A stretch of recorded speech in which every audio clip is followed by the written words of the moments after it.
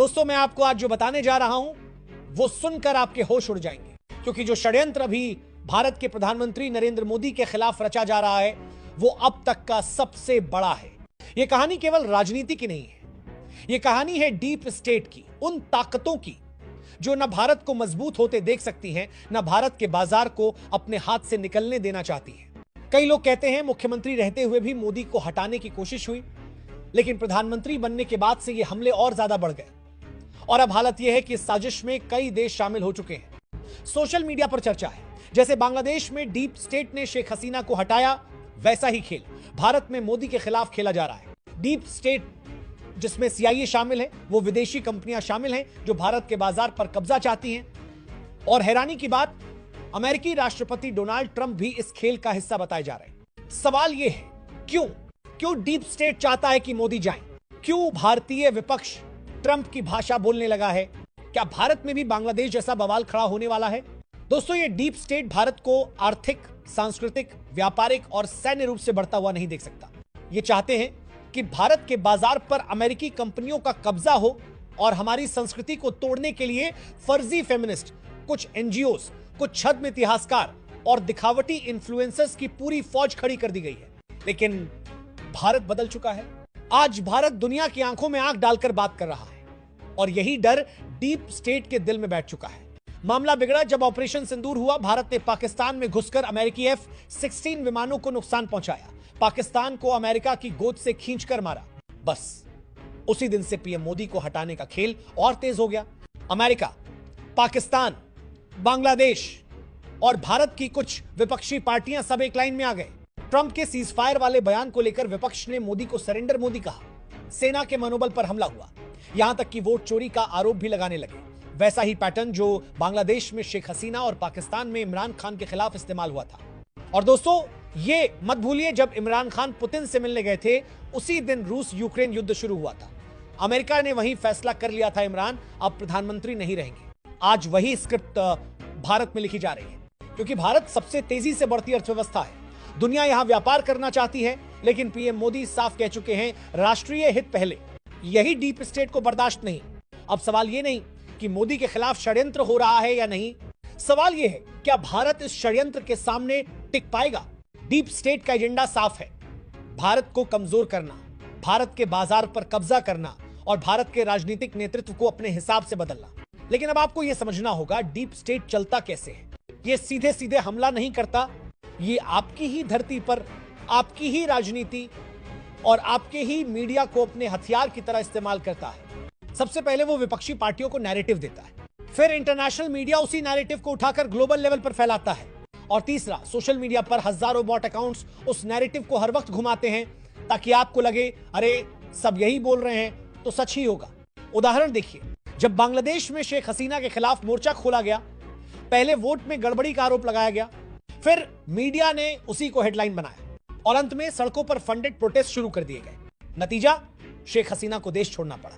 अब वही copy paste script Bharat में लागू हो रही है। आपने देखा होगा, अचानक सोशल मीडिया पर वोट चोरी, डिक्टेटर जैसे हैशटैग ट्रेंड करने लगे। अचानक विदेशी पत्रकार भारत के चुनाव पर सवाल उठाने लगे। अचानक कुछ इन्फ्लुएंसर्स जो कल तक कुकिंग वीडियो बना रहे थे वो भी लोकतंत्र बचाओ पर लेक्चर देने लगे। और दोस्तों, सबसे खतरनाक हिस्सा अभी बाकी है। रिपोर्ट्स के मुताबिक डीप स्टेट भारत के अंदर आर्थिक अस्थिरता पैदा करने की कोशिश करेगा।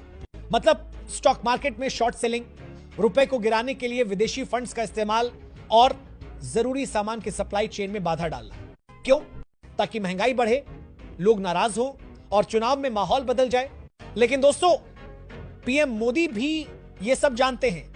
उन्होंने खुद कहा था, मैं जानता हूं कि व्यक्तिगत रूप से मुझे बड़ी कीमत चुकानी पड़ेगी, लेकिन मैं इसके लिए तैयार हूं। और अब खेल अगले लेवल पर जाने वाला है। सूत्र बताते हैं डीप स्टेट अगले 6 महीनों में भारत के खिलाफ एक मल्टी फ्रंट अटैक प्लान कर रहा है। राजनीतिक मोर्चा, आर्थिक मोर्चा, सांस्कृतिक मोर्चा और मीडिया मोर्चा, सब एक साथ। सवाल है, क्या भारत इसके लिए तैयार है?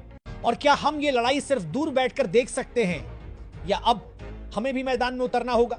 डीप स्टेट जानता है, अगर पीएम मोदी को सत्ता से हटाना है तो जनता का भरोसा तोड़ना होगा। इसके लिए उन्होंने भारत के विपक्षी दलों को 3 तरह के टूल्स दिए हैं। नैरेटिव शिफ्ट, ताकि हर घटना का दोष सीधे मोदी पर जाए। अंतर्राष्ट्रीय दबाव, विदेशी नेताओं और संस्थाओं से बयान दिलवाना कि भारत में लोकतंत्र खतरे में है, सड़क आंदोलन, बड़े शहरों में अचानक फंडेड प्रोटेस्ट करवाना ताकि मीडिया में तस्वीरें जाएं और माहौल खराब हो। दोस्तों, ये कोई थ्योरी नहीं है, ऐसा ही copy paste formula Sri Lanka, Pakistan और बांग्लादेश में भी चलाया गया था। अब दूसरा मोर्चा, आर्थिक हमला। डीप स्टेट को मालूम है कि भारत की ताकत उसका तेजी से बढ़ता हुआ मार्केट है, तो उन्होंने तय किया है कि इस मार्केट में डर फैलाना है। कैसे? विदेशी निवेशकों के जरिए अचानक स्टॉक मार्केट में गिरावट लाना, रुपया गिराने के लिए डॉलर की भारी खरीद करना और भारत की सप्लाई चेन को तोड़ने के लिए जरूरी सामान जैसे फर्टिलाइजर, चिप्स और एनर्जी रिसोर्सेज की डिलीवरी रोकना। इसका असर सीधा आपकी जेब पर पड़ेगा, महंगाई बढ़ेगी, नौकरी घटेगी और लोग गुस्से में आएंगे। यही तो डीप स्टेट चाहता है, आर्थिक दर्द को राजनीतिक गुस्से में बदलना। तीसरा मोर्चा, सांस्कृतिक और सोशल हमला। दोस्तों, डीप स्टेट सिर्फ बंदूक से नहीं, दिमाग से भी लड़ता है। उन्होंने भारत में ऐसे ग्रुप तैयार किए हैं जो हमारी संस्कृति, हमारे इतिहास, हमारे त्योहार तक को टारगेट करते हैं। कुछ एनजीओ, कुछ सोशल एक्टिविस्ट और कुछ ऐसे इन्फ्लुएंसर्स जिनके लाखों फॉलोअर्स हैं, लेकिन असली मकसद सिर्फ एक आपके सोचने का तरीका बदलना। ये लोग लगातार सोशल मीडिया पर यही फैलाते हैं कि भारत में सब गलत है, भारत पीछे जा रहा है, मोदी तानाशाह है, ताकि धीरे धीरे बिना आपको पता चले आपके मन में देश और उसके नेतृत्व के प्रति अविश्वास बैठ जाए। और चौथा मोर्चा, मीडिया वॉर। दोस्तों, आपने नोट किया होगा पिछले कुछ महीनों में विदेशी मीडिया में भारत के खिलाफ रिपोर्ट्स की बाढ़ आ गई है। हर हफ्ते कोई नया एक्सपोज, कोई नई रिपोर्ट जिसमें भारत को बदनाम किया जाता है। यह सब ऐसे नहीं हो रहा, यह एक कोऑर्डिनेटेड मीडिया स्ट्राइक है। इसके लिए करोड़ों डॉलर खर्च किए जाते हैं ताकि आपकी सोच पर असर पड़े। अब सबसे बड़ा सवाल, कौन है ये लोग जो डीप स्टेट का नैरेटिव भारत में चला रहे हैं? सूत्रों के मुताबिक इसमें शामिल हैं कुछ बड़े पत्रकार जिनके इंटरव्यू हमेशा विदेशी चैनल्स पर दिखते हैं, कुछ थिंक टैंक के मेंबर्स जो वॉशिंगटन और लंदन के कॉन्फ्रेंस में भारत को लेकर नेगेटिव प्रेजेंटेशन देते हैं, और कुछ रिटायर्ड ब्यूरोक्रेट्स जो अपने इंटरनल नेटवर्क का इस्तेमाल करके अंतरराष्ट्रीय लॉबी को फीड करते हैं। दोस्तों, ये वही लोग हैं जिनका इस्तेमाल बांग्लादेश में शेख हसीना को गिराने के लिए किया गया था और पाकिस्तान में इमरान खान को सत्ता से हटाने के लिए भी। लेकिन फर्क यह है, भारत सिर्फ 14 करोड़ लोगों का देश नहीं है, इसके भारत 140 करोड़ लोगों का देश है। और अगर यह प्लान यहां काम कर गया तो पूरी दुनिया में डीप स्टेट का दबदबा और बढ़ जाएगा। दोस्तों, सवाल यह है, क्या हम ये लड़ाई सिर्फ देखते रहेंगे या हम तैयार रहेंगे? क्योंकि यह सिर्फ एक व्यक्ति की लड़ाई नहीं है, यह भारत के भविष्य की लड़ाई है।